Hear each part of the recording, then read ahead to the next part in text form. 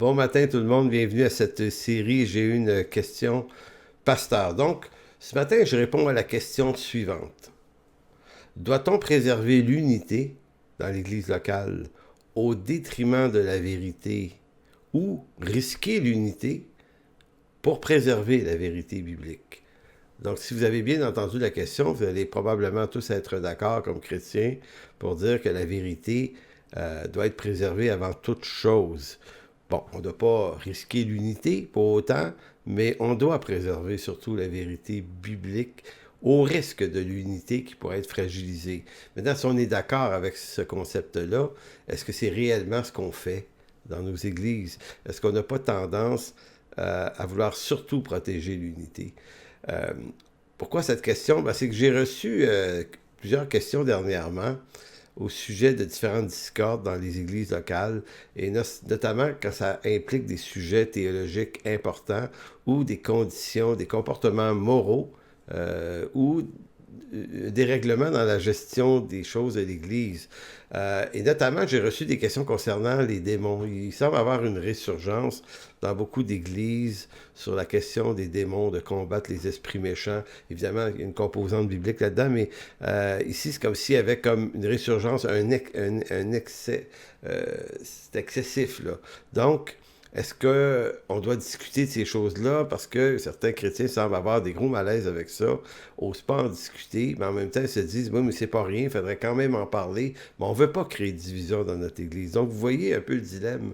Donc ce matin, je vais donc répondre à la question de l'unité versus la vérité et toute la question des démons. Je vais faire ça dans une autre capsule un peu plus tard. Donc, formulons les choses ainsi. On dit souvent dans l'Église de ne rien faire pour affecter l'unité. Donc, il faut éviter de tomber dans la calomnie, la médisance. Il faut surtout éviter tous les sujets négatifs de ce qui se passe. Pourquoi? Parce qu'on dit que la parole de Dieu est contre ces choses et que ça affecte l'unité dans l'Église. Donc, des fois, on va mettre une tension, une pression pour dire « Chut, parlez pas de ces choses-là ». Mais le problème que ça pose, et c'est vrai qu'il ne faut pas être médisant et calomniateur, évidemment, puis de propager de la négativité, c'est pas nécessairement une bonne idée, mais à la fois, comment on peut régler un problème s'il est impossible d'en parler? Parce qu'on se dit qu'on ne veut pas créer de division, donc on n'en parle pas, donc tout le monde se tait. Et souvent, c'est le risque que si on en parle, on pourrait être catalogué comme des gens séduits. Hein, qui sont séduits par la médisance. J'ai entendu ça, on va dire que si quelqu'un soulève des questions douteuses, on va dire qu'il est séduit par le malin, lui, tu sais. Donc c'est une façon de dire, on le catalogue comme étant quelqu'un de dangereux, alors que peut-être que des fois, c'était important. Voyez-vous, c'est ça, là, les relations humaines dans l'Église, ça peut être extrêmement difficile. Donc, qu'est-ce qu'il faut préserver? L'unité à tout prix ou la vérité? Puis quand je parle de vérité ici, évidemment, on ne parle pas d'une opinion politique sur des circonstances troublantes qui arrivent dans ce monde, comme lors de la pandémie ou les magouilles. C'est pas la vérité au sens que j'ai fait mes recherches puis je sais ce qui se passe. Non, ici, on parle de vérité au sens de la saine doctrine biblique, de l'éthique et la saine gestion dans les affaires de l'Église locale. Donc, c'est un sujet important parce que si on s'interdit formellement de soulever des sujets sensibles, théologiques, gestion ou moralité dans l'Église, par crainte de créer des divisions ou par crainte d'être accusé d'être un divisionnaire, ben en fait, comment sera-t-il possible de régler les problèmes tout de même sérieux? Donc, je vous amène 5 points. Ça va être assez rapide. 1. Quand les dirigeants, anciens ou pasteurs d'une église, refusent de traiter un problème sérieux sous prétexte qu'il pourrait diviser l'église, on est souvent devant un faux dilemme, car l'Écriture, elle, suggère plutôt de discuter en église des problèmes qui se présentent. La calomnie et la médisance viennent plutôt du fait de parler dans le dos des gens de façon inutile. Ça, c'est de la calomnie, de la médisance. Mais lorsqu'on adresse un sujet important en Église, aux anciens et à l'Église, c'est pas de la médisance, mais c'est un moyen de prévenir et de calmer la possibilité de la médisance. Vous savez qu'en sous prétexte de l'autorité qui nous est conférée comme pasteur, mettons comme pasteur, on demande la soumission et le respect au nom de l'autorité qui nous est conférée pour ne pas avoir à traiter un sujet qui nous embarrasse. C'est qu'il y a quelque chose de caché là, ici. Là. Sinon, on a une personne à protéger, donc c'est souvent ça aussi. T'sais, on appelle ça de la copinocratie, c'est-à-dire qu'à un moment donné, oui, le sujet mériterait d'être traité, mais là, ça concerne quelqu'un, ça concerne quelqu'un dans l'Église, puis là, on veut pas, si on ouvre cette histoire-là, ça va être... Mais voyez-vous, en n'ouvrant pas, donc, en laissant les choses aller, en n'ouvrant pas le problème, en l'exposant pas, en fait, on va l'aggraver. Donc, c'est quoi le risque qu'on doit prendre? Moi, je pense qu'on doit prendre le risque de traiter les choses, mais de les faire de la bonne façon, évidemment, en toute grâce et en tout respect quand même. Il faut savoir que dans l'Église primitive, on traitait les choses, notamment, on ne lira pas le texte, mais dans Acte 15, vous avez ce premier concile des apôtres à Jérusalem, entourant la question de la circoncision des païens. Ça faisait une division, ça causait des problèmes, ça, dans l'Église. Donc, ils ont décidé d'en discuter. L'apôtre Paul s'est rendu à Jérusalem avec d'autres, et puis ils ont rencontré Pierre et Jacques. Ils ont exposé le problème. Donc, en fait, c'est en s'obligeant à se rencontrer pour discuter honnêtement du problème que l'on protège le mieux l'unité de l'Église.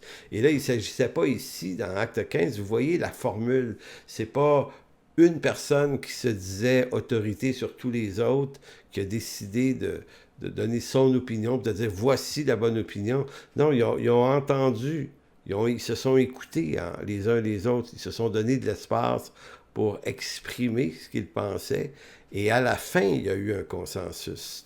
Peut-être que tout le monde n'était pas absolument d'accord avec le consensus, mais il y en a eu un, et une lettre a été produite. L'autre point, deuxième point, en Galates chapitre 2, Paul va confronter l'apôtre Pierre. Vous connaissez, c'est un texte fameux, là. Parce que Pierre s'était abstenu ou s'était tenu à l'écart des chrétiens païens par peur de certains chrétiens légalistes venus de Jérusalem. Vous savez, Paul ne s'est pas dit « Oh, si je reprends Pierre, même publiquement, ça risque de créer des remous et peut-être des problèmes, des divisions. Donc, je vais plutôt choisir de rien dire pour éviter de soulever des vagues. » En fait, Paul a considéré plutôt que la faute de Pierre devait être corrigée, même si Pierre était à l'époque avec Jean parmi les plus considérés des apôtres. Et il va dire en Galates 2,11, il raconte un peu l'histoire. Mais lorsque Céphas vint à Antioche, je lui récitai en face parce qu'il était répréhensible. Il était répréhensible. Donc, s'il est répréhensible, Paul dit, je vais le confronter. Il dit, en effet, avant l'arrivée de quelques personnes envoyées par Jacques, il mangeait avec des païens, ce qu'un juif, normalement, ne ferait pas selon la loi mosaïque. Mais dans la Nouvelle Alliance, tu peux le faire. Et quand elles furent venues, il s'esquiva et se tint à l'écart par crainte des circoncis. Donc ici, on parle d'un péché qui s'appellerait la crainte des hommes, que Pierre avait. Il dit, avec lui, les autres Juifs usèrent aussi de dissimulation, en sorte que Barnabas même fut entraîné par leur hypocrisie. Donc, écoutez, c'est pas un vol d'argent ici, c'est pas un problème de moralité sexuelle grave, c'est de l'hypocrisie, juste pour cette raison-là. Donc, verset 14, voyant qu'il ne marchait pas droit selon la vérité, pas la vérité de Paul, la vérité de l'Évangile, je dis à Céphas en présence de tout, si toi qui es juif, tu vis à la manière des païens et non à la manière des juifs, pourquoi forces-tu les païens à judaïser? Et là, je ne vous lis pas le reste de l'histoire. Je veux juste vous faire voir que l'apôtre Pierre a jugé bon, l'apôtre Paul a jugé bon d'exposer le problème tout de suite. Il prend le risque. Ce qui doit être protégé, au fond, c'est pas l'unité à tout prix, mais c'est la vérité, et c'est ce qu'on voit à travers ce texte. C'est de la vérité que dépend l'unité, la vraie unité, là. Dépend de la vérité et non l'inverse. Toute forme d'unité dans l'Église construite sur les faux fuyants ou sur des cachotteries n'est pas l'unité selon l'Écriture, mais l'unité selon les politiques trompeuses de ce monde. On préfère généralement protéger l'institution, même si on sait qu'elle est fautive quelquefois, que protéger la vérité des faits par peur de perdre des acquis de toutes sortes. Donc, une église, c'est une institution. C'est ça. On est facilement capable de cacher des choses, de protéger des choses, protéger des gens, pour protéger l'institution qui est l'Église de toute forme de division, alors que dans les faits, on ne protège rien quand on fait ça. On affecte plus durablement l'Église à long terme. Bon, troisième point. Quand on refuse de discuter des problèmes dans l'Église, qu'est-ce qu'on fait au fond? C'est qu'on remet à plus tard le problème qui, d'ici là, va s'aggraver. Le refus de discuter d'une situation importante ne protège pas l'unité de l'Église locale, mais amplifie la possibilité d'une division encore plus grave plus tard, car le refus d'adresser les problématiques dans l'Église, c'est le terreau le plus fertile aux calomnies, aux médisances et à la négativité. C'est pour ça que le Concile de Jérusalem dans Acte 15 est tellement un beau modèle. Parce qu'ils se sont dit, ça crée toutes sortes de problèmes, cette histoire-là, faut la régler, réglons-la. Et réglons-la pas par une autorité qui va se dire supérieure sur tous les autres. On voit bien que Paul, Pierre, même Jacques aussi ont pris la parole, ils se sont entendus. On a là un modèle extraordinaire d'honnêteté et de transparence. Quatrième point, le fait que la gestion des affaires de l'Église soit transparente et ouverte au questionnement des membres, c'est un garde-fou qui protège l'Église de division. Mais quand on a des choses à cacher, des choses qu'on préfère garder secrètes, qu'est-ce qu'on fait comme dirigeant de l'Église? On ouvre une porte au malin. Donc, ça vient affecter notre conscience. On sait qu'il y a des trucs qui devraient être réglés, mais on ne veut pas trop les régler. On veut protéger les gens, protéger les situations. Quand on rentre là-dedans, là, c'est littéralement le malin qu'on laisse rentrer dans l'Église. Et là, le carnage va être encore plus grand. La transparence est un mécanisme qui me protège, moi, comme pasteur. Donc, c'est pas en me cachant ou en cachant les choses que je me protège. C'est beaucoup plus la transparence. Je ne dois pas me placer dans une posture d'être quelqu'un d'inatteignable.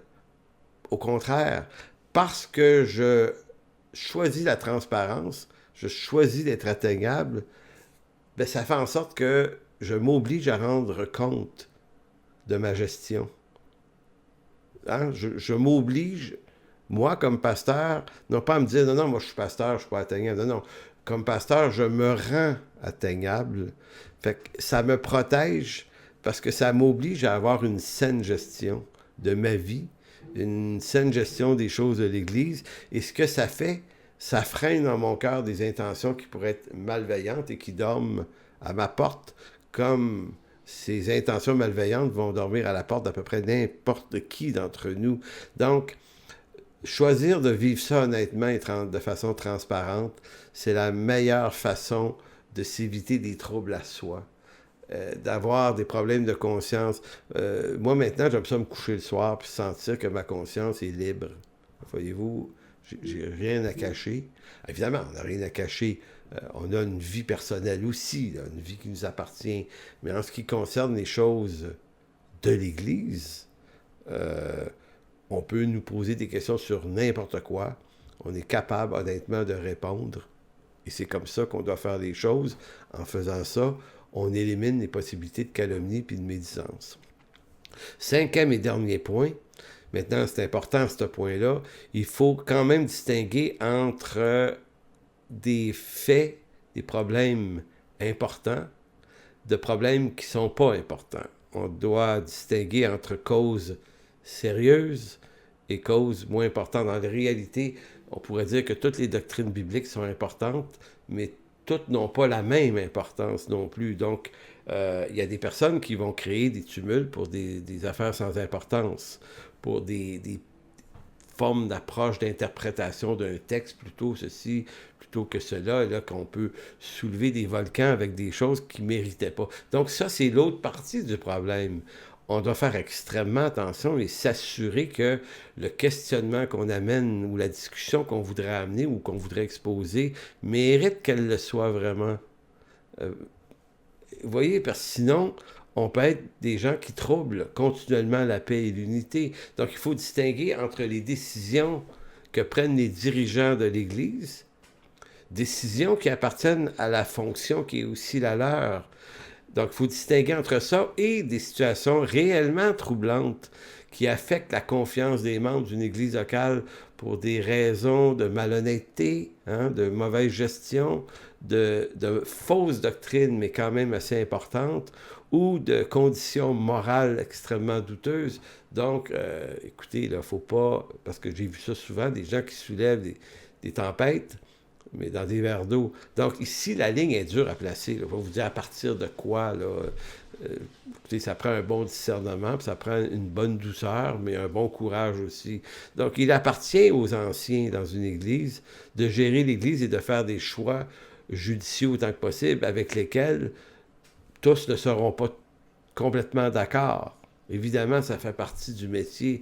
On ne peut pas soulever des controverses toutes les fois qu'une décision ne va pas exactement dans le sens qu'on le voudrait, qu'il s'agisse de rectification qui relève de la saine doctrine ou qu'il s'agisse de décisions au regard des projets, de vision pour l'avenir de l'Église. Il importe de se montrer coopérant avant tout. Voyez-vous, votre Église ne sera jamais à l'image exacte et à 100% de vos valeurs et vos convictions. Vous voyez, c'est ça. Donc, à partir de quand ça devient suffisamment important pour soulever une problématique? Et quelquefois, vaut mieux quitter. Si on sent que l'Église s'en va dans une direction qui est vraiment opposée à l'Écriture sur sa gestion, sur sa théologie ou autre, ben, quelquefois, on peut avertir ceux qui la dirigent en leur disant, écoutez, il y a quelque chose qui ne va pas ici. Si vous ne voulez pas régler ça, ben écoutez, moi, nous, on s'en va. Vaut mieux partir des fois. Vaut mieux partir que créer le chaos. On peut pas chiquer de la guenille pour tout et pour rien. On doit laisser les anciens quand même diriger l'Église si tant est que rien d'immoral, de frauduleux ou de faux enseignements n'est concerné. Mais en même temps, il faut pas, nous, comme dirigeants, laisser les squelettes dans le placard. Il y a des troubles qui sont arrivés, on essaie de ne pas revenir là-dessus, on veut essayer de passer à d'autres choses. Si on ne règle pas ces affaires-là qui sont arrivées, ben, on est en train de les laisser pourrir en dessous. Là. Puis éventuellement, ça va ressurgir. Donc, à la fois, le pasteur ne peut pas évoquer non plus son autorité pastorale toutes les fois qu'une décision, une situation douteuse se présente. À force de réclamer la soumission des membres à son autorité, il en vient à récolter le doute et le mépris des gens de son Église. La transparence et l'honnêteté ont bien meilleur goût. Donc, vous voyez, ici, c'est une autre affaire qui est importante. Réclamer au nom de mon autorité, c'est moi le pasteur, le Seigneur m'appelle, c'est moi qui décide, pour faire taire les petits tumultes, ben, c'est une mauvaise idée non plus. Donc, c'est sensible comme sujet. Hein? On ne peut pas tracer de ligne très nette. Ça prend juste un bon discernement, un bon courage, mais une bonne douceur. Ça prend un peu de toutes sortes de ces substances-là. Et je terminerai par un texte d'Éphésiens 4, 1 et 3 qui parle de l'unité, mais dans des conditions précises. Éphésiens 4.1, Paul est en prison. Il dit, moi qui suis prisonnier à cause du Seigneur, je vous demande donc instamment de vous conduire d'une manière digne de l'appel qui vous a été adressé. Donc, on parle à des dirigeants ici. Hein? Vous devez avoir une conduite qui est digne de l'appel qui vous a été adressé.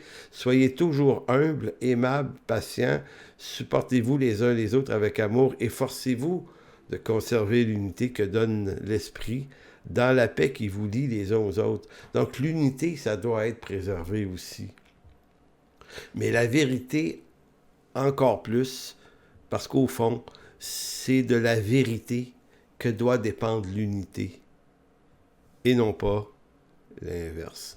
Donc voilà, en quelque sorte, l'idée que je me fais de ce sujet-là. Donc dans quelques jours, je répondrai plus précisément aux questions de certaines personnes sur qu'est-ce qu'on fait sur la question quand nos églises se mettent à avoir des démons partout, puis là, ça devient un peu affolant. Comment on peut adresser ça, puis qu'est-ce qu'on peut en penser? Ça va venir dans quelques jours. D'ici là, portez-vous bien.